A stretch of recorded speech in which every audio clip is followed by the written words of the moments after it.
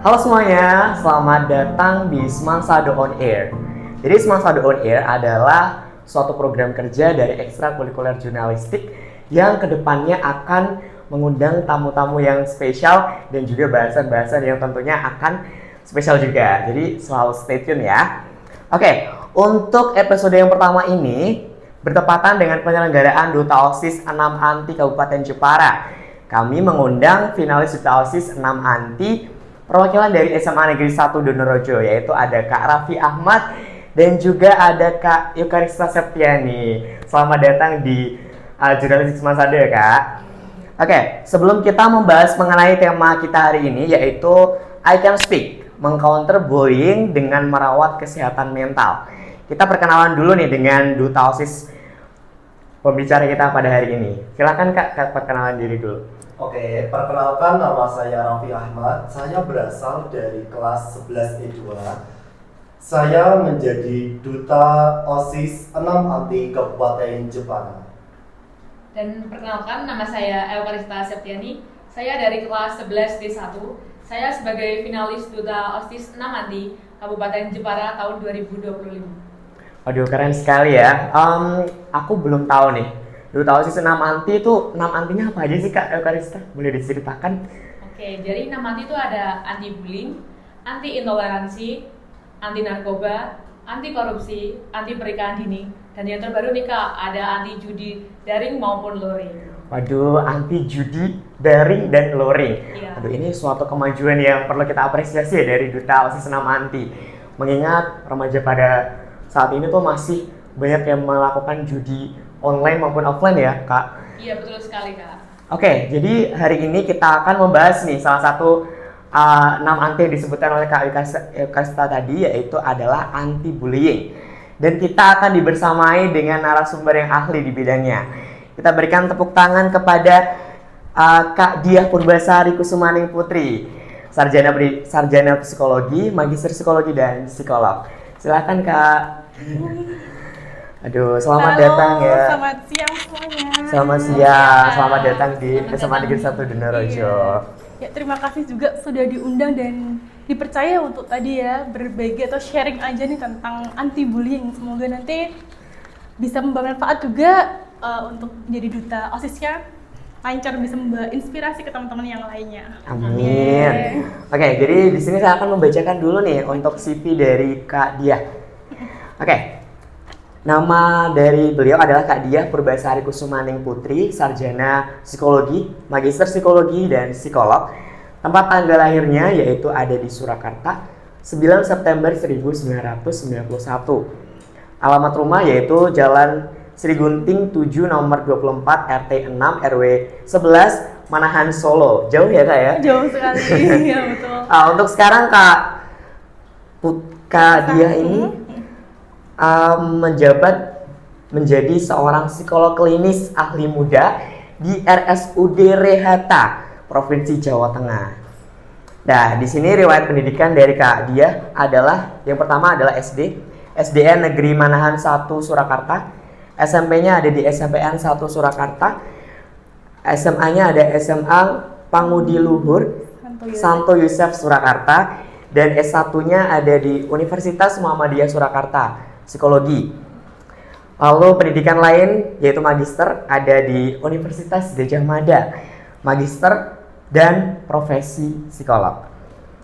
Pengalaman organisasi dari Kak Diah sendiri ada di Divisi Strategi Komunikasi Ikatan Psikologi Klinis Indonesia wilayah Jawa Tengah, yaitu pada tahun 2022 sampai sekarang.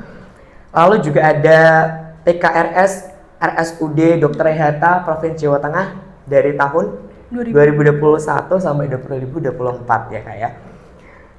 Kak Diah ini bekerja di Puskesmas Minggir, Sleman, daerah ibu kota Yogyakarta pada tahun 2017 sampai 2018. Dan sekarang dari 2019 sampai sekarang beliau ini bekerja di RSUD Rehata, Provinsi Jawa Tengah. Betul sekali.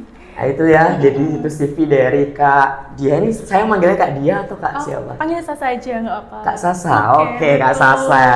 Mohon maaf ya Kak Iya, Sasa. nggak apa-apa, aman. kayak gimana nih? Oke, kita sekarang buka data dulu ya kak ya, Oke, siap, tentang kasus bullying di Indonesia. Dilansir dari tirto.id menyebutkan bahwa data kasus bullying di Indonesia pada tahun 2024 tuh mengalami peningkatan dibandingkan dengan tahun-tahun sebelumnya ya kak ya. Pada tahun 2024 itu JPPI mencatat terdapat 573 kasus kekerasan yang dilaporkan di lingkungan pendidikan termasuk sekolah, madrasah, dan pesantren. Sebagai perbandingan dari 2020 tercatat 91 kasus kekerasan yang diterima, jumlah tersebut mengalami peningkatan menjadi 142 pada tahun 2021. Waduh, banyak sekali ya kak ya. Banyak sekali kasus-kasus bullying. Iya. Itu yang nampak, yang tidak nampak ya. Kasih Iya. lagi. Terus pada 2022 ada 194 kasus dan 2023 ada 285 kasus teman-teman. Ini sangat miris sekali ya kak kalau kita lihat ya kak ya. Wah, ini benar-benar kita menunjukkan bahwa pentingnya anti bullying yang perlu kita terapkan ya kak ya. Saya dengar-dengar OSIS SMA Negeri 1 Donorojo ini melakukan sosialisasi tentang kotak curhat narasumber kotak curhat sebagai upaya penanggulangan bullying di SMA Negeri 1 Donorojo. Benar begitu kak? Betul sekali Kak Febri. Saya jelaskan Kak Raffi. Oke, nah kita itu memiliki program kerja terbaru, yakni kotak curhat di bulan curhat. Nah ini kan bulan Februari ya, bulan Valentine. Jadi kita mengadakan kotak curhat itu tujuannya agar siswa-siswi SMA Negeri 1 Donorojo itu bisa mengungkapkan curhatnya lewat kertas gitu. Lewat kertas dan dimasukkan ke kotak curhat. Iya, jadi secara anonim gitu Kak, tidak diketahui identitasnya. Aduh, keren sekali ya untuk penanggulangannya ya kak ya. Mumpung kita sudah dibersamai dengan narasumber kita, ada Kak Sasa. Kita langsung aja tanya-tanya saja ya sama Kak Sasa ya. Oke, Sudah baik, siap baik. Kak? Insya Allah siap, semoga nanti bisa menjawab pertanyaan-pertanyaan dari teman-teman juga yang mau tanya, boleh banget ya. Iya, nanti, atau mungkin dari- bisa menjawab pertanyaan dari teman-teman yang Betul. menonton ya Kak ya. Oke, betul. Oke, pertanyaan yang pertama nih Kak.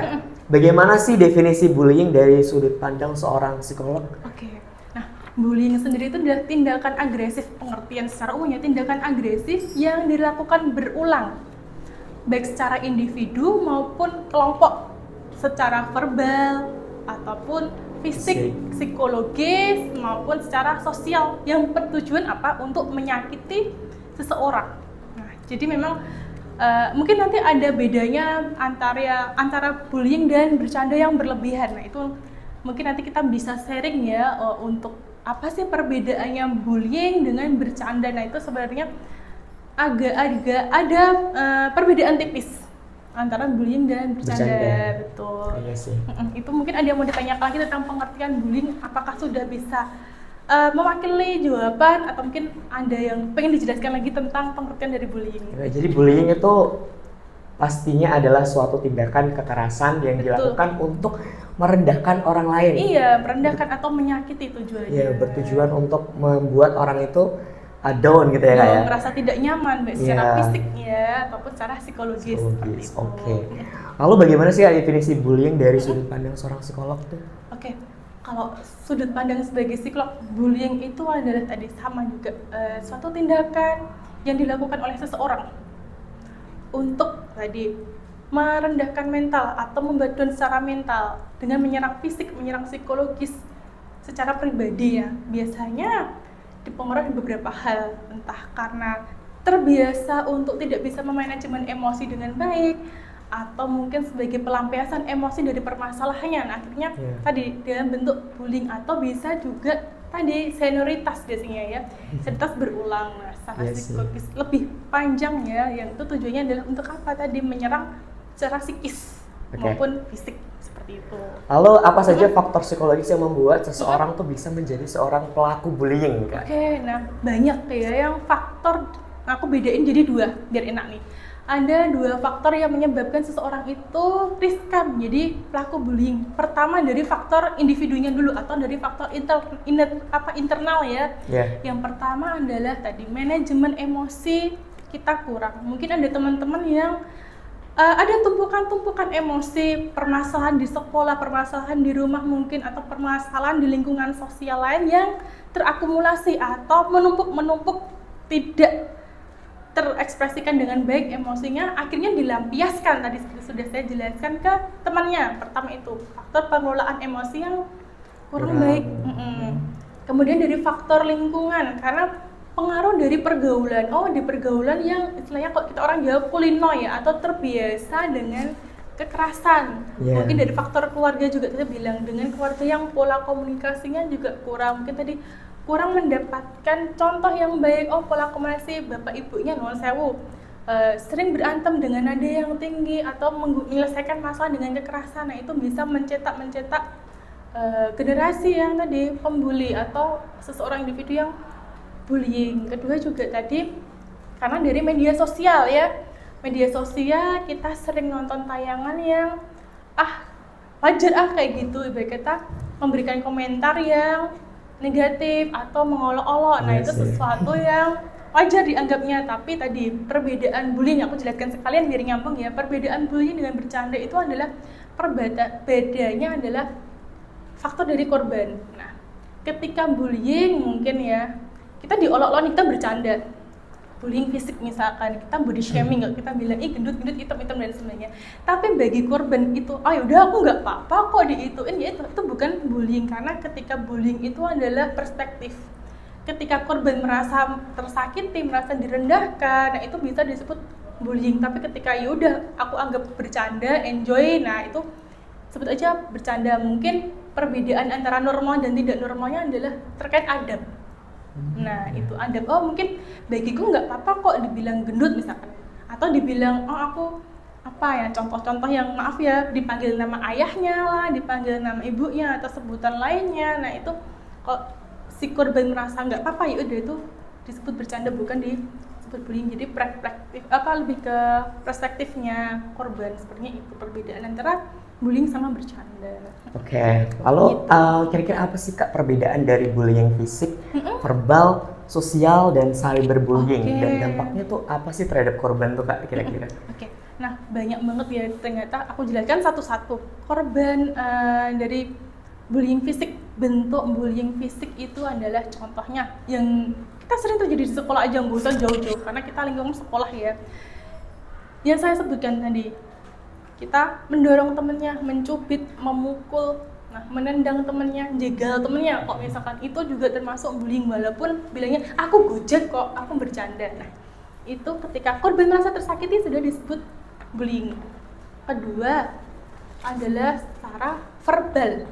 Saya bilang tadi, contohnya menyebut atau memanggil seseorang dengan label, entah nama ibunya, nama ayahnya, atau body shaming, segendut, si hitam, dan sebagainya. Atau tadi memaki, kita orang Jawa misalnya dipisuhi lah, misuh berkata kotor, seperti itu tuh juga termasuk tindakan bullying juga secara verbal. Nah, jadi mencaci, kita menyebutkan dengan sebutan yang tidak menyenangkan, merendahkan juga, membentak atau menghina di depan umum pun, mentertawakan teman yang nggak bisa. Nah, itu juga salah satu bentuk bullying juga, kekerasan. Kemudian yang ketiga adalah bentuk bullying dari segi apa? Cyber. Sosial. Masih ada sosial. Oh iya, ada sosial. Ada sosial ada tadi.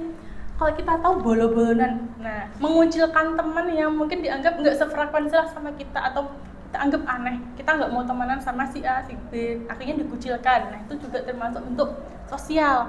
Nah, terus kita tadi bergosip tentang temannya, kayak ya udahlah nggak diajak ini, jadi tidak dilibatkan atau tidak diajak dalam aktivitas sosial kita, seperti mengucilkan tadi itu. Kemudian yang cyber, nah cyber nih yang sering banyak ya tanpa kita sadari juga. Kita suka, siapa nih teman-teman yang suka ngedit foto temennya atau buat meme mukanya temennya waktu pas aneh. Nah, ketika temennya ngerasa nggak terima, itu bisa disebut bullying. Tapi kalau temennya udahlah enjoy, nggak apa, it's okay. Nah, jadi memang bullying itu tadi, cyber itu juga dari komentar. Misalkan fotonya temen dikomentarin yang membuat dia merasa nggak nyaman kayak gitu. Atau juga menyebarkan tadi, kita bilangnya foto aib ya, pas tidur di foto disebarkan buat story. Nah, teman-teman tuh buat stiker. Nah, itu juga secara tidak langsung atau tidak kita sadari sebagai bentuk bullying dari cyber juga.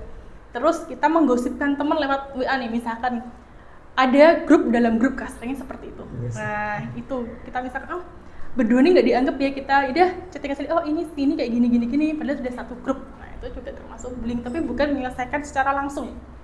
Nah seperti itu. Banyak lagi sih cyberbullying yang tadi, mulai dari mengedit video, menyebarkan yang membuat tidak nyaman, berkomentar negatif, nah, seperti itu.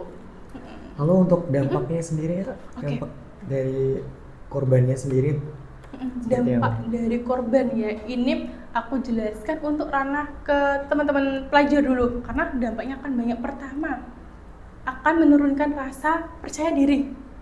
Seperti yang saya jelaskan tadi, teman nggak bisa entah pelajarin apa, akhirnya ditertawakan apa, down, mentalnya down. Setelah down, apa yang terjadi? Motivasi ke sekolahnya akan menurun, jadi malas ke sekolah. Ada mungkin kasus-kasus teman-teman yang akhirnya nggak mau ke sekolah, nggak semangat ke sekolah karena dibully sama temennya, malu, merasa dipermalukan, mentalnya down. Iya sih, Kak. Yang kedua adalah tadi bisa menjadi lingkaran setan. Tahu kan kasus-kasus senioritas, ketika dibully seniornya, ketika besok korban bully itu menjadi senior akan melakukan bullying. Nah, selain itu juga penurunan prestasi berhubungan dengan yang saya jelaskan tadi. Selain jadi pembuli karena malu ke sekolah, akhirnya motivasinya belajar menurun. Ada perasaan rendah diri, secara psikologis ya gamblangnya, menjadi rendah diri, tidak percaya diri, bisa menjadi kecemasan, menjadi rasa depresi juga kalau berlebihan. Mungkin kasus-kasus yang paling teman-teman bisa lihat, kasus yang banyak dokter, atau bukan dokter juga sih, banyak juga kasus bunuh diri karena dibully, karena saking nggak kuatnya. Nah itu ketika bully, bener ada kotak curhat tadi untuk mengekspresikan, melampiaskan emosi yang sebenarnya dia pendem sendiri. Aku bingung mau cerita ke siapa, aku mau lapor ke guru takut nanti malah jadi tambah dibully, mau lapor ke orang tua juga kurang komunikatif juga, aku bingung harus mengadu ke siapa. Nah itu bagus banget programnya sih, ada kotak curhat menampung tadi keluhan-keluhan teman-teman yang tidak bisa mengekspresikan. Memang dampak psikologisnya tadi seperti apa, rendah diri, putus asa, depresi, kecemasan. Nah itu dampak secara psikologisnya. Dampak akademiknya tadi malu, akhirnya tidak berprestasi, prestasinya menurun. Nah seperti itu dampaknya. Kemudian yang dari dampak sosialnya ada apa? Adalah dia menjadi pembuli. Nah kan jadi pembuli, jadi kita meniru, oh seniorku dulu gitu, nggak apa-apa, berarti aku akan membuli juniorku seperti itu juga. Seperti itu dampak psikologisnya. Jadi tuh kayak kesalahan pola pikir gitu ya Kak, akhirnya. Iya betul, ketika kita tidak bisa manage ya pikiran kita, emosi kita dengan baik, akhirnya seperti itu. Bentuk pelampiasan dari emosi yang bertumpuk-tumpuk tadi ya, mungkin sudah saya jelaskan tadi tuh penyebabnya dari pelaku dari mana aja tadi, dari sosial, dari innernya sendiri yang nggak bisa mengelola emosi seperti itu. Jadi teman-teman semuanya jangan sampai kalian tidak bisa mengelola emosi kalian ya. Betul sekali. Nah, kira-kira ada tips nggak Kak untuk mengelola emosi itu seperti apa? Oke, mengelola emosi yang pertama adalah kita kenali dulu emosi kita apa sih yang kita rasakan. Oke, jadi semua emosi itu boleh, wajar. Setiap orang punya emosi, tapi yang penting apa, kita bisa mengelolanya dengan baik. Kita sadari dulu ketika kita ngerasa marah. Kita harus tahu dulu apa yang membuat kita marah. Lalu kita mengekspresikan. Memang butuh latihan, nggak yang harus bisa aku habis mendengarkan podcast ini langsung bisa. Nggak, butuh proses seperti itu. Jadi memang kita kenali dulu, kita sadari, kita pahami dulu. Nah, baru kita ekspresikan dengan tepat. Kunci tadi, kenali, sadari, pahami, dan ekspresikan dengan tepat. Kenali adalah kita mengenali, oh aku marah ya, aku marah, jadi ya oke, aku marah, aku tahu aku marah, aku sedih, aku kecewa. Sama siapa? Dimasuk ke kenali, pahami, sadari ya, sadari, oke, sadari, aku sadar, aku marah kenapa sih? Marah sama siapa? Aku marahnya kenapa? Oh aku nggak senang misalnya, aku nggak senang dibilang apa, misalnya aku nggak senang dibentak, oh aku nggak senang tadi dijegal sama temanku, aku nggak senang ketika apa, serah apapun yang menyebabkan emosi, entah itu rasa sedih, bahkan termasuk bahagia pun juga termasuk kita emosi. Kenali apa sih yang membuat aku bahagia, dan itu nanti akan emosi positif, kita bilang emosi bahagia, rasa bersyukur itu bisa buat kita jadi pribadi yang lebih kuat. Kemudian tadi kenali, sadari, pahami, masuk ke sadari dan pahami tadi. Oh ya, aku marah karena tadi aku tidak mendapatkan apa yang aku inginkan. Oh ternyata aku ingin dihargai, ternyata temanku tidak menghargai aku. Oh aku ingin diperlakukan adil, ternyata enggak diperlakukan dengan adil. Kemudian ekspresikan, oh ya aku tahu marah seperti apa. Contohnya, oh ya ketika kamu marah sama temanmu atau sama orang tuamu, dikomunikasikan dengan baik, bukan langsung memukul. Nah nanti tipsnya ada lagi. Oke, diomongkan, bukan langsung dipukul. Aku nggak senang gini-gini, enggak. Tinggal diomong, aku nggak senang kamu tadi ngolok-olok aku di kelas, itu nyakitin aku, itu nyinggung aku. Nah kita nggak terbiasa kan budaya seperti itu, istilahnya budaya asertif ya, kita mengungkapkan apa yang kita omongkan. Nah teman-teman juga ingat pesan saya juga, nanti mungkin teman-teman dari OSIS ya, Mas Raffi dan Mbak Rista ya, jangan menggampangkan, ngono web baper. Nah itu yang membuat teman-teman menjadi sungkan untuk mengungkapkan perasaannya atau mengekspresikan emosi, kayak ngono wae baper. Nah itu yang sering kita dengar. Nah itu kemudian apa sih yang aku bilang tadi, teman-teman juga harus satu, ingat bahwa semua emosi itu boleh. Marah itu boleh, yang nggak boleh apa marah-marah, apalagi sampai merusak itu merugikan diri sendiri ataupun merugikan orang lain dengan bullying tadi, seperti itu. Atau cuma ada yang ditanyakan lagi atau masih kurang jelas nih penjelasannya? Sudah sangat jelas ya, Kak. Sangat jelas ya, bisa dipahami. Sudah jelas ya. kan, Kak, ya? Iya, sangat jelas Kak. Oke. Kita kembali lagi nih ke kotak curhat dari Kak Raffi dan Kak Karis. Kan sudah beberapa hari memfasilitasi kotak curhat ini ya. Dari situ kira-kira data apa saja sih Kak yang sudah kita dapatkan untuk kita pelajari? Oke, jadi kami itu udah masang kotak surat tuh sekitar 2 atau 3 hari Kak. Dan setelah kami cek ternyata itu sudah hampir penuh. Jadi banyak sekali curhatan-curhatan dari warga SMA Negeri 1 Danaurojo ini. Keren banget ya. Ya, ini kami bacakan dulu curhatan-curhatan dari beberapa siswa dan siswi. Oke, siap-siap. Saya di kelas merasa dikucilkan mengenai ekstrakurikuler XXX yang saya ikuti. Ini dari ekstra malah. Dari ekstrakurikuler ya. Oke.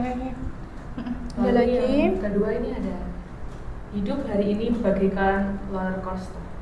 Pagi, siang ketawa, tapi malam hari selalu menangis seperti ada sesuatu yang sulit untuk diungkapkan. Rumah. Saya belum pernah menemukan apa itu rumah. Rumah yang selalu diceritakan teman-teman sekitarku. Berbeda dengan rumahku. Semoga aku bisa lebih baik ke depannya, dengan keinginanku bisa tercapai. Ada lagi Kak. Masalah yang sering saya hadapi adalah saya sering merasa kurang percaya diri. Saya merasa pencapaian saya saat ini masih belum cukup.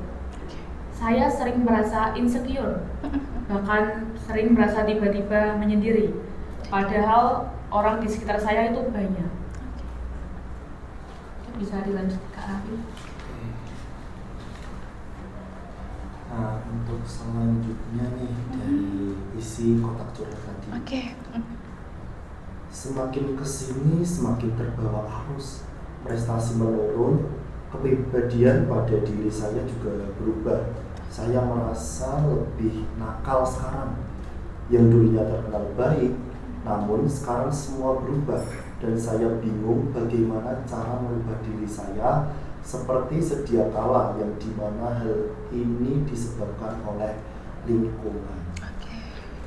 Terus ada lagi nih Kak. Nah, saya menyaksikan banyak teman saya setelah dibully itu jadi takut untuk masuk sekolah.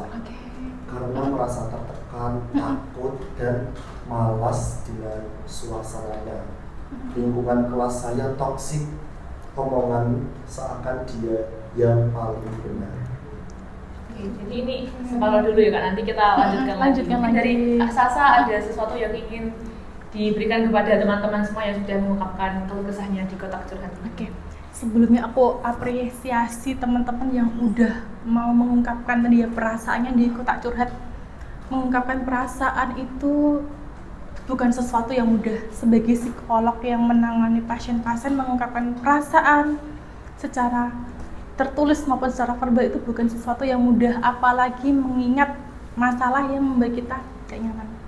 Saya apresiasi teman-teman, luar biasa, hebat, teruskan untuk terus mengungkapkan apa yang kalian rasakan, jangan dipendam sendiri.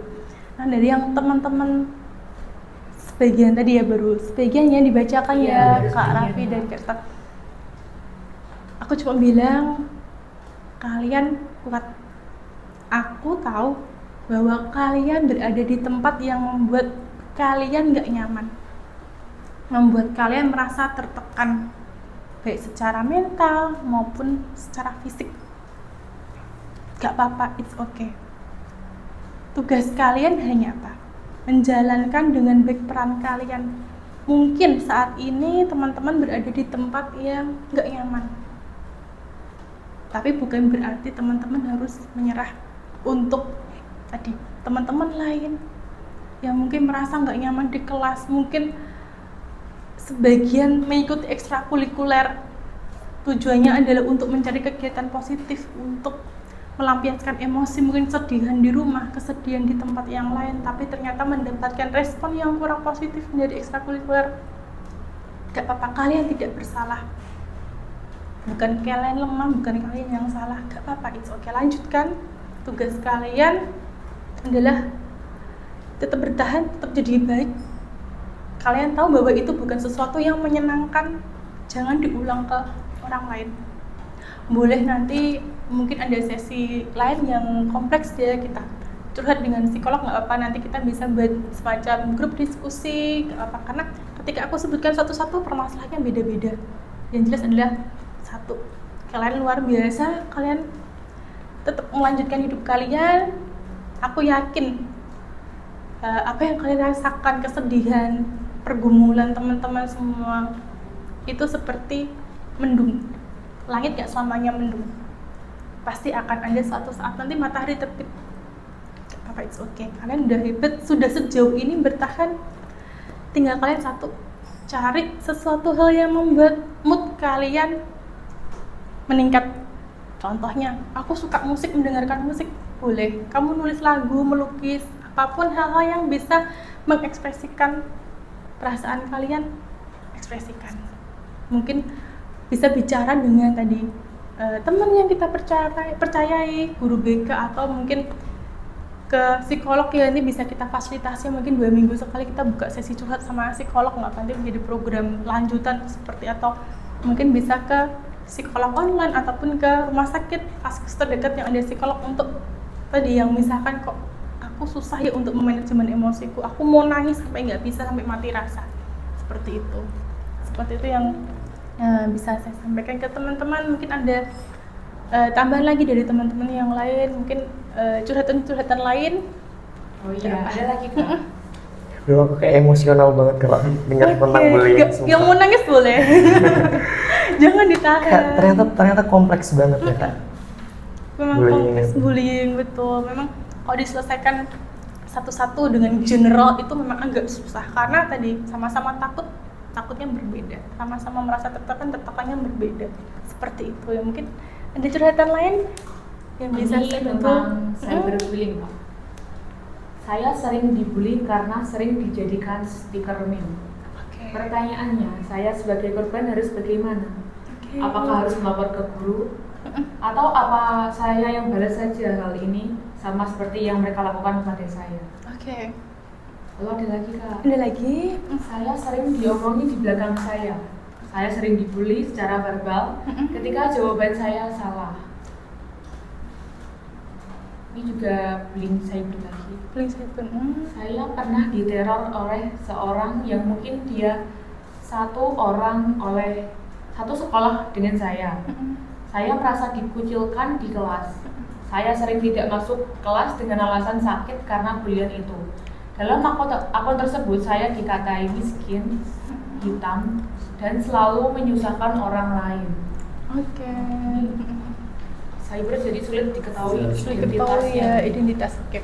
Sekarang teman-teman yang dimanapun mengalami cyberbully yang sama ataupun jenis-jenis cyberbully yang lain, teman-teman satu. Tadi ketika ada pertanyaan apakah aku harus melapor ke guru atau enggak. Nah, teman-teman satu mengingat mungkin tahu yang ngirim stiker siapa, yang buat siapa. Teman-teman bisa bilang aku nggak suka kamu buat meme. Pesan saya tadi adalah apa? Jangan menggampangkan ngomong ngono we baper, karena kita nggak pernah tahu loh di balik teman-teman kita yang hahi di sekolah ada permasalahan apa, entah di rumah ataupun di mana yang dia merasa nggak nyaman. Akhirnya dia ke sekolah itu mencari dukungan dari teman-teman, tapi ternyata malah dibully sama teman-teman di sekolah. Nah, jangan sering ngomong baper, mau ngono wae digawe stiker, kan lucu bagi teman-teman, mungkin dianggap menyakitkan bagi teman-teman yang lain. Pertama itu. Jadi teman-teman yang merasa kok nggak senang ya aku dibuat stiker, atau tadi foto aibnya disebar dengan tujuan bercanda, boleh kok ngomong aku nggak suka kamu buat stiker, aku nggak suka kalau foto aibku buat sebar kayak gitu. Sudah, jangan melakukan hal yang sama, jangan balas dendam. Kemarin saya moto si A, aku kan foto si A dalam kondisi aibnya juga dan aku sebarkan. Kita bilang aib adalah foto lucu ya, muka yang tidak terkontrol ya, kita bilang seperti itu teman-teman. Pertama itu. Kedua adalah teman-teman yang merasa tadi tidak semangat untuk sekolah. Aku bilang seperti yang awal bahwa kalian itu luar biasa. Saya tahu bukan sesuatu yang mudah, dan teman-teman yang lain sudah tahu ini. Tolong yuk bareng-bareng, ketika temennya nggak bisa di sekolah, di kelas, ataupun dalam pelajaran yang lain, bukan berarti ditertawakan, karena kita tahu kapan bercanda, kapan ada waktu serius. Nah, bercanda boleh, asal kita udah tahu karakter teman-teman kita apa, belajar untuk saling memahami. Ternyata itu menyakitkan ya. Perlakukan orang lain seperti apa? Seperti kita ingin diperlakukan. Kalau misalkan teman-teman nggak mau diketawain, ya sudah, kita jangan menertawakan teman yang lain. Karena apa? Tadi sudah saya bilang bahwa teman-teman yang lain motivasinya akan turun, tidak mau ke sekolah, tidak kita bilang trauma lah secara psikologis untuk misalkan mengerjakan atau mengaktualisasikan diri karena teman-teman membuli. Teman-teman juga sudah mungkin ya menyakiti dia. Teman-teman yang ngerasa butuh support di sekolah, yang teman-teman anggap bahwa seumuran lebih bisa memahami dibandingin lingkungan sosial, lingkungan keluargaku. Jadikan sekolah itu tempat yang nyaman untuk saling mendukung, bukan untuk saling merundung atau membuli. Dua lagi, terus lagi ya tadi ya, selain di rumah cyber juga ya tadi ada di teror ya. Di teror itu terornya seperti apa? Nah, kita misalkan itu sudah mengancam secara hukum, nggak apa-apa kita laporkan ke guru. Kita laporkan saja ke guru bahwa Bu, saya diteror seperti ini saya sudah merasa terganggu dan saya terancam. Nggak apa-apa, memang harus diselesaikan baik-baik, dan yang menteror misalkan punya masalah dengan yang diteror, dikomunikasikan baik-baik. Contohnya, aku nggak suka ketika kamu, ya biasalah Gen Z ya, pacaran-pacaran dan sebagainya, nggak suka nih kamu deket-deket sama ini, atau aku nggak suka ya kamu terlalu ini. Udah diomongkan baik-baik, diselesaikan baik-baik. Kuncinya apa? Komunikasi di rumah. Ketika teman-teman tadi di rumah, saya paham banget perasaan teman-teman ketika ngerasa rumah itu adalah tempat ternyaman kita untuk pulang, tapi ternyata apa? Di sana malah mendapatkan sesuatu yang membuat kita tambah down. Mungkin dari sikap orang tua kita yang kurang support ke kita, dari sikap orang tua yang seharusnya mendengarkan tapi malah marah-marah. Seperti itu ya. Kita harus pahami bahwa mungkin orang tua kita tidak perlu menyalahkan orang tua kita. Setiap orang tua punya karakter masing-masing. Kita tidak bisa memilih dilahirkan oleh orang tua yang seperti apa. Kita harus bisa menerima bahwa ya sudah, ini adalah bapak ibuku seperti ini. Mungkin teman-teman bersyukur bahwa teman-teman hidup di saat ini. Kita bisa belajar parenting sejak dini. Gimana sih rasanya jadi orang tua, atau belajar parenting yang baik seperti apa. Jangan mengulangi itu ke anak. Nah, yang bisa kita lakukan adalah satu, mengkomunikasikan ke orang tua. Ngomong dari hati ke hati. Mungkin kalau teman-teman yang kurang komunikasi ke orang tua, langsung mungkin bisa dari WA, chat bapak ibunya, mengungkapkan perasaannya, belajar untuk mengungkapkan perasaan ke orang tua. Nggak apa-apa kok ketika kita ngomong sama orang tua, Pak, Bu, atau Pak, Ma, aku nggak nyaman ketika aku cerita ke mama atau cerita ke papa atau bapak ibu malah dimarahin. Aku butuh support kok. Mungkin teman-teman perlu memahami bahwa tujuan bapak ibu, teman-teman semua adalah baik, tapi cara menyampaikan orang tua kita ke kita atau respon orang tua kita tidak seperti yang kita harapkan. Jadi memang kita harus pahami dulu kenapa sih orang tua kita memperlakukan kita seperti itu, atau mungkin dulu orang tua kita juga pernah mendapatkan perlakuan yang sama dari kakek nenek kita, akan berulang lagi. Kita harus pahami, dan tadi kuncinya adalah komunikasi. Tetap pulang, bagaimanapun itu orang tua teman-teman, walaupun tidak sesuai sama harapan kita, is okay. Mungkin membuat kita tambah tertekan, membuat kita merasa down. Nah, tapi tadi kita butuh komunikasi. Mungkin kita orang tua juga tadi ada masalah juga, artinya dilampiaskan ke teman-teman seperti itu. Memang kompleks kalau permasalahan dari bullying dari keluarga, bahkan dengan kakak kita pun, sibling kita bilangnya, permusuhan, kita iri sama kakak kita iri sama adik kita, akhirnya kita tanpa sadar bully adik kita, kakak kita, seperti itu ya. Tadi dari perasaan yang harus kita pahami dulu, kita sadari, kita pahami, jadi kita ekspresikan dengan baik, bukan ketika marah langsung gampar, malah langsung cubit pukul, seperti itu teman-teman ya. Nanti bisa disampaikan juga pesan pentingnya adalah jangan sekali-kali membaper, karena di tempat-tempat lain dengan kata-kata itu membunuh orang-orang yang mau curhat atau membunuh teman-teman yang mau, kita bilangnya pembunuhan ya, kalau kita bilang ini gitu aja baper nih, karena sudah benar-benar bikin down seperti itu. Mungkin ada curhatan-curhatan lain yang bisa di-sharing. Oh iya, jadi terus saya nih mau tanya nih, kan tadi bilang dari keluarganya kalau nggak bisa menampung, berarti gini, misal keluarganya tuh udah punya luka batin, nah dia tuh anaknya nih udah mau menikah, anaknya juga punya luka batin, berarti kalau sebelum menikah itu harus sembuh dari luka batin dulu kan? Iya, betul sekali. Kan nanti berpengaruh dengan Ke pola asuhnya, betul. Jadi memang betul teman-teman, luka batin yang kita bilangnya traumatik, kalau di psikologi namanya traumatic event ya, kejadian-kejadian traumatis yang mungkin kita alami tanpa kita sadari juga, yang sudah kita pendam atau kita lupakan, sebenarnya itu masih ada di track memori yang kita bilangnya di bawah sadar ya, di bawah sadar kita ada luka batin itu yang sebenarnya belum sembuh. Betul sekali tadi, memang harus disembuhkan dulu agar tidak menjadi luka batin ke yang lainnya. Begitu juga untuk mungkin di OSIS ketika pengkaderan juga harus selesai dengan dirinya sendiri. Jangan sampai membuat luka batin diturunkan ke juniornya. Seperti itu kan kasus-kasus banyak juga di sekolah senioritas. Nah, seperti luka-luka batin dari keluarga, dari misalnya kita masalah kayak senioritas kayak gitu, penjenjangan itu yang perlu diperbaiki dulu, kita sembuhkan dulu, kita harus selesai dengan diri kita sendiri dulu, seperti itu. Mungkin ada lagi yang mau ditanyakan? Aku mau nanya nih Kak, kan biasanya boleh. kalau misal kita dibully di sekolahan, tentunya kita sebagai seorang korban bullying itu akan mencari suatu pertemanan di luar sekolah. Dan ternyata tuh aku punya teman, dia tuh orangnya tuh dibully di sekolahan kan. Dia tuh akhirnya bergabung di organisasi di luar sekolah. Tapi organisasi itu menurut saya tuh tidak baik Kak. Bisa kayak penyimpangan gitu. Kan itu kan kira-kira apa sih Kak yang bisa dijadikan solusi untuk permasalahan tersebut? Nah, pertama adalah kita sama juga ya, punya udah menyadari dulu bahwa oh itu bukan organisasi yang positif. Mungkin ya kita bilang positif atau enggak itu tergantung ya, apakah itu sesuai dengan norma kita atau enggak. Nah, kita mengenali diri kita sendiri itu perlu.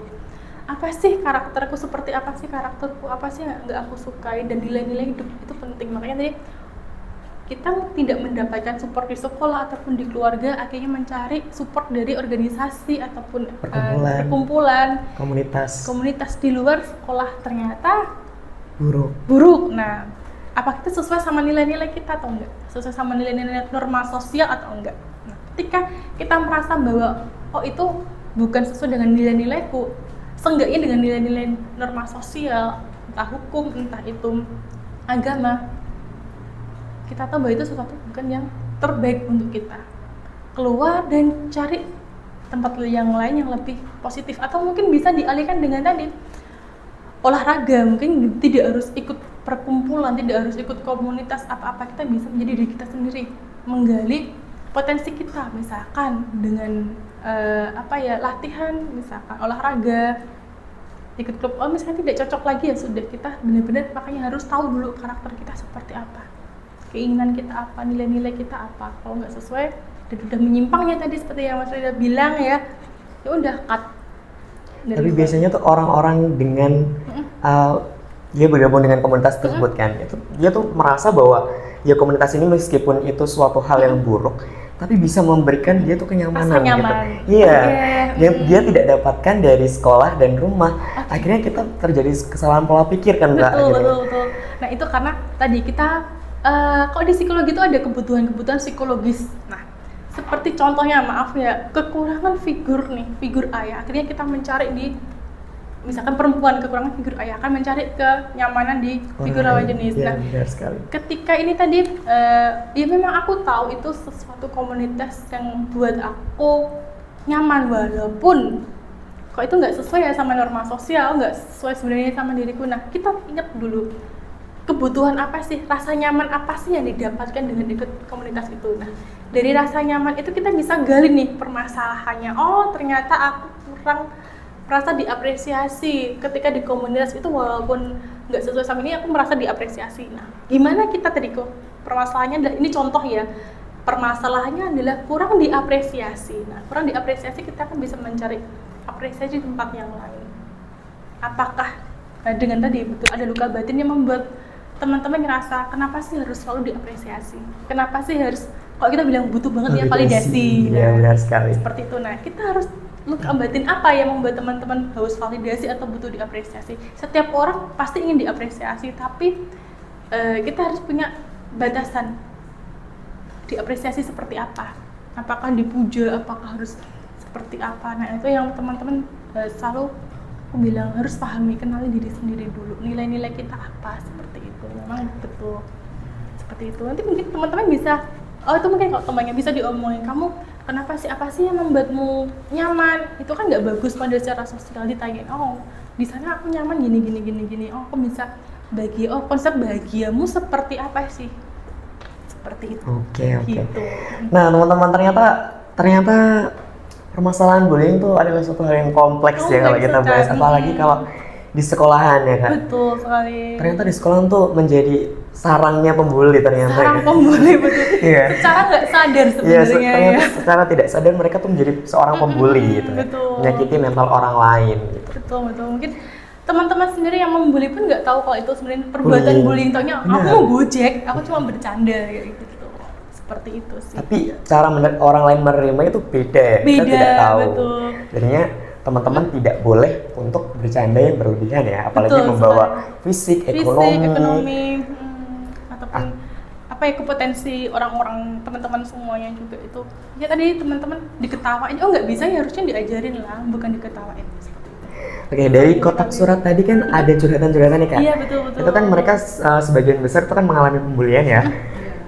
Dan dampak pembulian yang sudah disebutkan oleh Kak Sasa sendiri itu kan ada penurunan tingkat kepercayaan diri. Betul sekali. Kira-kira dari Kak Sasa ini tipsnya biar kita semua bisa percaya diri itu apa ya Kak ya?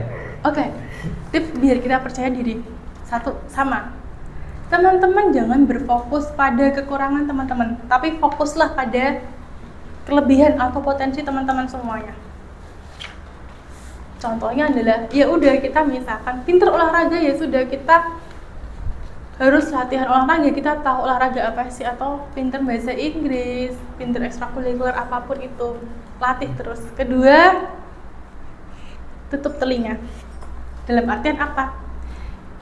Kita harus bisa memfilter mana yang membuat kita merasa termotivasi, mana yang bisa membuat mental kita jatuh.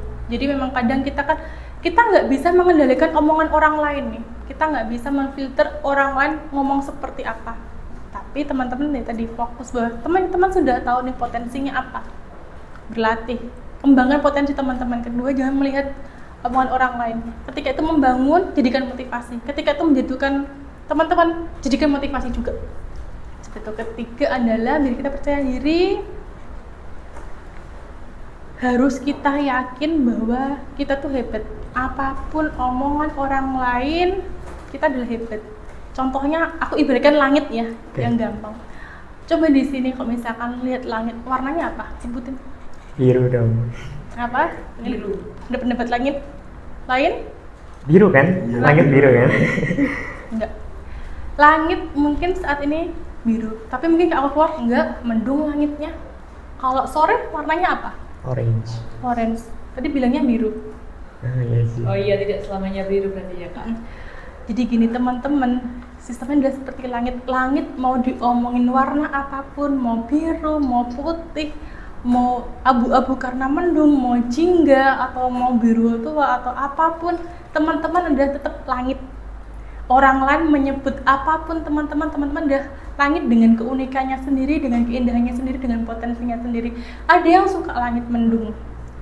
Begitu juga kita pasti ada yang suka dan tidak. Begitu juga dengan prestasi kita, dengan potensi kita, dengan kepercayaan diri kita. Nggak usah minder ketika dibilang ih so eksis, oh so ini, no. Biarkan orang ngomong itu. Kita langit. Ada yang suka langit biru, ada yang suka langit senja. It's okay, teman-teman tetap langit dengan sebutan dari teman-teman yang lain.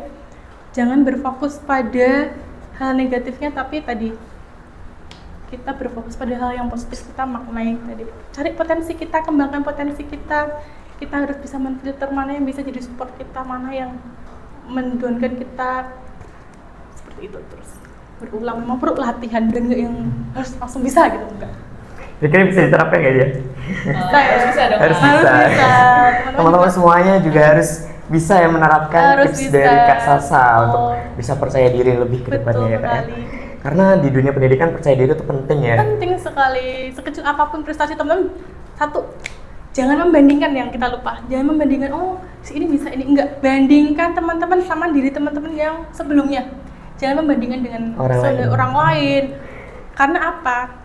Kita sepatunya beda, sidik jari pun beda. Nah, kita nggak usah membandingkan potensi kita dengan potensi orang lain. Jadi itu motivasi aja, tapi nggak harus. Hilangkan kata-kata kudu dan harus. Aku harus seperti ini, enggak. Bandingkan dengan diri kita sebelumnya. Oh kemarin misalkan aku bisa mengerjakan dengan waktu, atau misalkan dengan nilai ini aku berarti besok harus lebih baik lagi. Misalkan aku bisa olahraga nih dengan speed yang olahraga cepat lari, aku bisa mencapai sana 10 menit, aku harus bisa lebih bagus lagi. Jadi membandingkan dengan diri kita sebelumnya, bukan dengan orang lain, standar orang lain. Seperti itu teman-teman, yang kita percaya diri. Terus latihan, misalkan apapun potensi teman-teman, hargai, sayangi potensi teman-teman, latih. Ya seperti itu sih. Gitu. Mungkin ada yang mau ditambahkan lagi, atau ada curhatan lain yang ditampung ya. Atau mau ditanyakan lagi nih, sharing pribadi juga nggak apa-apa. Kebetulan itu ada temen nih yang sempat curhat ke saya. Oke. Itu dia berfokus pada pendidikan agar dapat melanjutkan kuliah. Oke. Nah awalnya itu orang tuanya memang mendukung. Oke, kamu belajar nanti kuliah. Nah tetapi pada saat mau kuliah nih, udah kelas 3 lah, gitu, udah mau lulus, udah mau kuliah, malah orang tuanya tidak setuju, berubah pikiran dan menyuruh untuk bekerja saja. Gitu. Nah, itu memang kompleks ya dari faktor orang tua. Memang perlunya mengkomunikasikan ke orang tua. Kita mencari solusi jalan tengahnya seperti apa sih. Jadi jangan sungkan menyampaikan ke orang tua alasannya apa, aku pengen kuliah, plusnya seperti apa, manfaatnya seperti apa. Mungkin juga kita bisa share minusnya seperti apa. Dan mungkin tadi teman-teman bisa tanya juga ke orang tua, kenapa sih aku harus bekerja, kenapa kok tidak mau membiayai sekolah. Jadi memang harus mencari jalan tengah, kita memahami pikiran orang tua kita memahami, saling memahami lah, orang tua juga memahami keinginan kita, pemikiran kita. Itu akan bisa menjadi solusi. Memang komunikasi di keluarga kuncinya seperti itu sangat penting sekali bagi orang tua atau ke anak, mengungkapkan perasaannya mungkin nggak harus yang serius, mungkin dengan sama makan bareng, ngobrol, aku tuh sebenarnya pengen kuliah loh Bu, kalau kuliah tuh nanti aku bisa dapat kerjaan yang lebih bagus, aku pengen banggain bapak ibu, aku pengen ngangkat derajatnya bapak ibu. Nah, mungkin orang tua, tapi kan biayanya Tondo, nah biayanya seperti ini, kamu harus bekerja. Nah mungkin ketika tidak bisa, solusinya adalah ya sudah, aku akan bekerja tapi nanti aku akan kuliah dengan biayaku sendiri dari hasil kerjaku. Atau mungkin cari alternatif lain apa, yaudah Bu, aku tak kuliah tapi aku tak beasiswa. Nah, kita kan bisa mencari solusi tadi tengah-tengahnya. Yang penting komunikasi dulu, mengungkapkan permasalahannya apa, perasaannya seperti apa, dari orang tua maupun dari anak sendiri, seperti itu. Mas Raffi, mungkin ada yang curhatan-curhatan lain atau ada yang ditanyakan secara pribadi juga nggak apa-apa. Oh iya Kak, tadi kan seperti yang dibacakan oleh Kak Raffi tadi kan gini, lingkungan saya tuh toksik. Nah, bagaimana sih cara kita untuk tidak terjerumus ke lingkungan yang toksik itu dan tetap menjadi diri sendiri gitu? Oke, biar kita tidak terjerumus dari lingkungan yang toksik, balik lagi ke tadi, kenali diri kita dulu. Kunci itu kita kenali, pahami, terus kita lakukan apa yang menurut kita benar tapi tidak melanggar. Ya.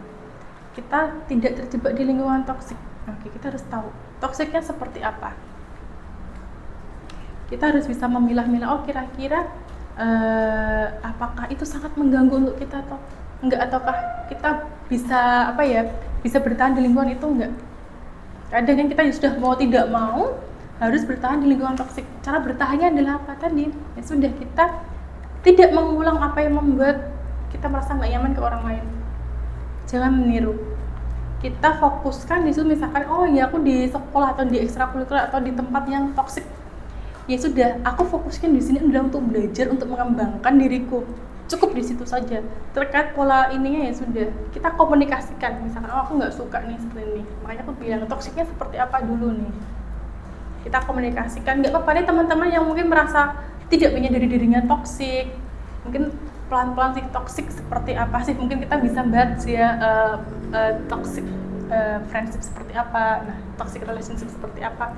Mungkin kita nggak sadar bahwa diri kita toksik. Biasanya orang-orang yang toksik seperti itu, dia tidak menyadari dirinya toksik, tapi bagi orang lain adalah toksik. Ya, yang pertama tadi kita kenali dulu potensi kita. Ya kalau misalkan nggak nyaman ya udah keluar aja. Sekiranya kalau itu akan mengganggu diri kita, kalau mau bertanya tadi kenali nilai kita.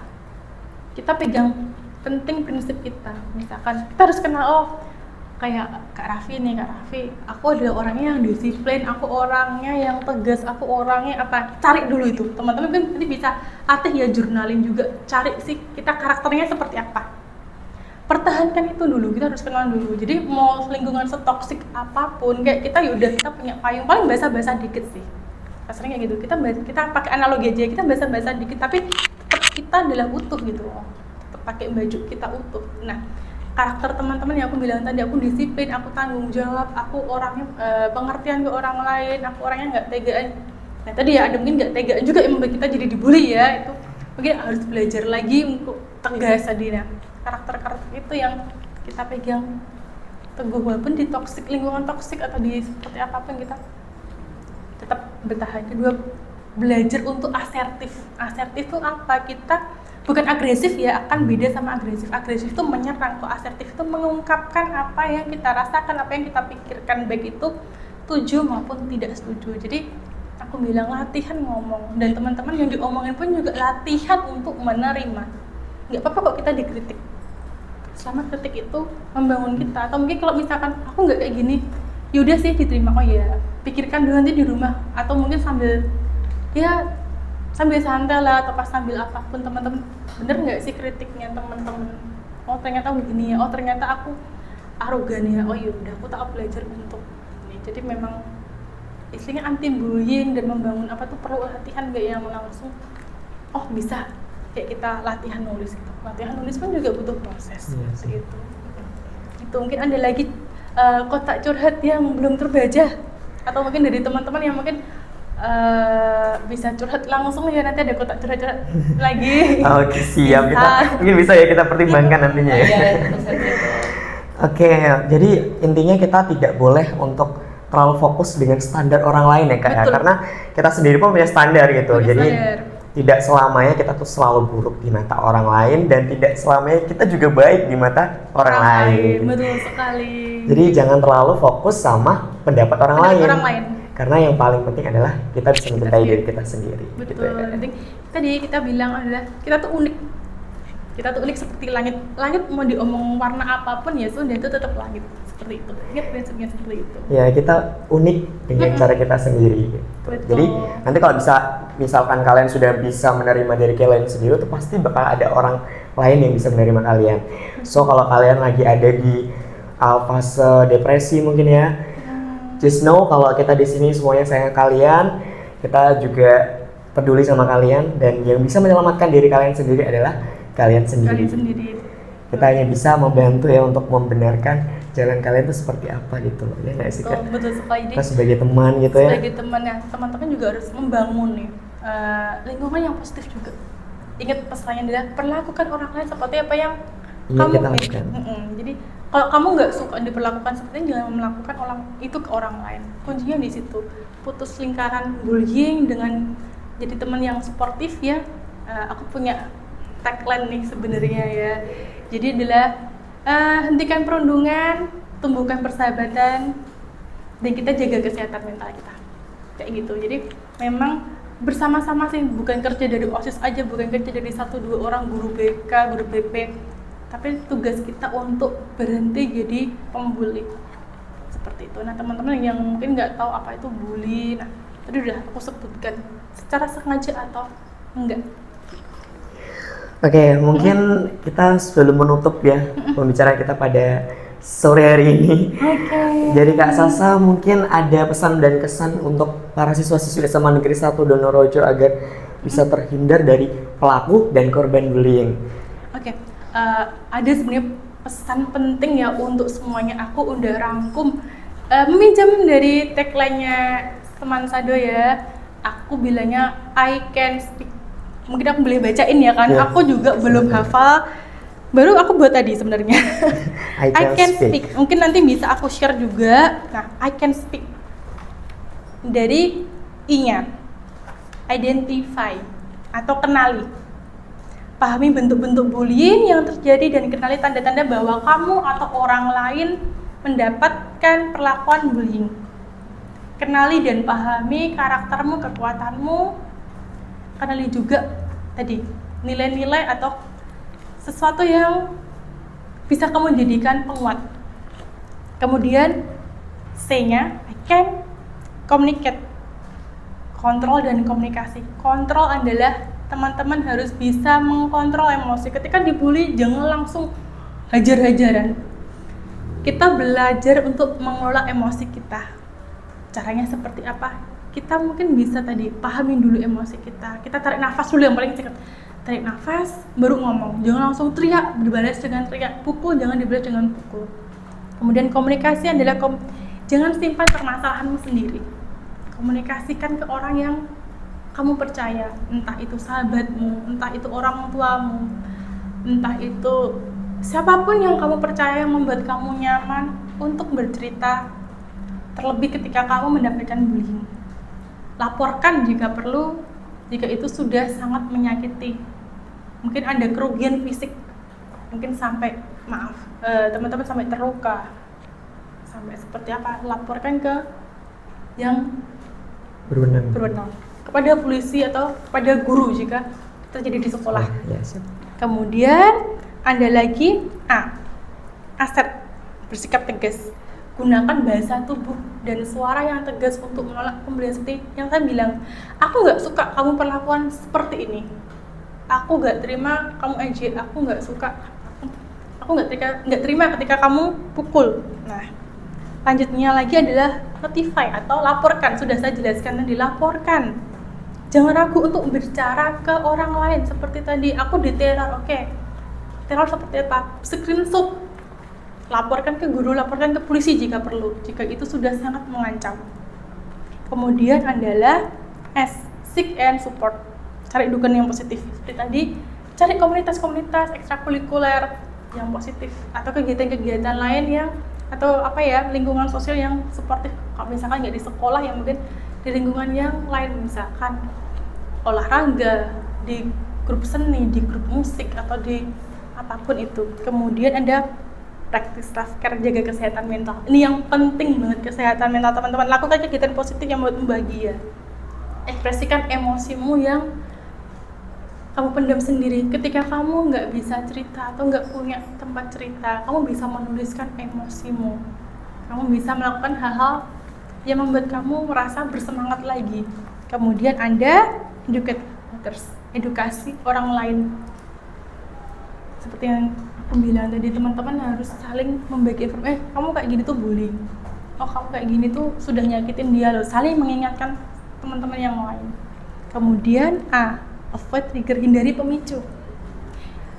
Ya memang tadi aku bilang, kita tidak bisa selamanya di tempat yang membuat kita nyaman. Nah, tapi kalau bisa ya tadi, kita mau nggak mau harus bertanya, sudah fokus kita apa sih? Misalkan suka belajar, ada hal-hal yang membuat kita nggak nyaman ya, tadi komunikasikan. Kalau nggak bisa, fokus kita belajar, kita komunikasi ke guru. Kemudian terakhir adalah keep going, jangan nyerah, tetap semangat. Kamu hebat, kamu sudah sampai di titik ini, kamu adalah generasi-generasi yang dibanggakan. Jangan merasa sendiri. Mungkin ada 1 orang, 2 orang yang membuat kamu jatuh, tapi ingat, ada 1000 tangan yang siap mengulurkan tangan untuk membantumu bangkit. Jadi temukan orang-orang yang cepat. Kita bener tadi, nggak semua orang tuh suka sama kita, dan nggak semua orang tuh suka benci sama kita. Seperti itu aja sih kalau aku bilang tadi, I can speak ke diri kita sendiri maupun speak ke orang lain. Seperti itu. Mungkin aku share, mungkin bisa di-share juga ke teman-teman yang lain, gimana sih kita bisa mengentaskan bullying atau mencegah bullying kita, teman-teman, terutama teman-teman dari Semen Sado ya. Aku bilang, jadikan kalian tuh contoh pelajar yang baik. Jadikan kalian agen-agen anti bullying. Jangan menyuruh orang lain. Mulailah dari diri kita sendiri untuk lebih mengerti perasaan teman-teman yang lain, untuk lebih mengenali karakter kita sendiri, dan kita jadi orang yang suportif. Tidak yang harus kamu mendengarkan curhat, enggak ya. Untuk tidak melakukan hal-hal yang membuat orang lain rasa tidak nyaman. Jika memang teman-teman ingin menjadi agen-agen anti bullying seperti itu sih. Dan jadi, jangan menggampangkan ya kesehatan mental. Kita kan nggak pernah tahu nih. Mungkin di sekolah aku bilang di sekolah tapi di rumah nice. Kita ada permasalahannya, kita tidak pernah tahu. Mungkin teman-teman juga tahu sih permasalahan masing-masing seperti apa gitu. Pesan dari aku mungkin bisa di-share juga ke teman-teman yang lain tentang iCan tadi, atau mungkin ada yang ditanyakan lagi, boleh mau curhat juga boleh. Atau off the record untuk curhat pribadi ya. Nanti dulu ya Kak. Boleh. Curhatnya. Oke teman-teman, itu mungkin saja yang bisa kita obrolin ya Kak pada sore hari ini. Ya kesimpulannya, kita jangan jadi seorang pembuli ya Kak. Betul sekali. Jangan jadi seorang pembuli, karena kita sendiri pun nggak tahu ya apa yang orang lain tuh sedang alami dalam hidupnya. Mungkin aja dia lagi mengalami masalah di keluarga, di sekolahan malah dibully. Akhirnya dia kurang tahu mau lari kemana, akhirnya lari-lari yang ke hal yang negatif. Betul. Tuh, jadi kalau kita sebagai teman yang baik, kita jadi pendengar yang baik. Kalau kita tidak bisa menjadi pendengar yang baik, jangan pernah menjadi pelaku. Betul sekali. Itu saja sih yang mungkin bisa Kak Sasa sampaikan, dan Kak Karista dan Kak Raffi. See you next episode guys. Jadi jangan pernah kalian tidak nonton podcast dari Jurnalis Semen Sado, karena next time akan ada Ghost Star yang pastinya tidak disangka-sangka ya Kak ya. Akan ada sesi-sesi yang lebih menarik lagi ya.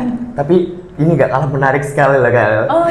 Bicara sama Kak Sasa, seorang psikolog di Rumah Sakit Trihata Jawa Tengah. Sekali. Boleh nih sekalian promosi, yang mau curhat boleh kok langsung datang ke rumah sakit, atau kita fasilitasi ya nanti dari teman-teman ada OSIS, mungkin ada sesi curhat, kita FGD, mungkin bisa dikelompokkan. Di contohnya aku cari sekalian, yang permasalahan keluarga, kita ikut di sesi permasalahan keluarga, di permasalahan pribadi meningkatkan percaya diri, kita buat sesi sendiri.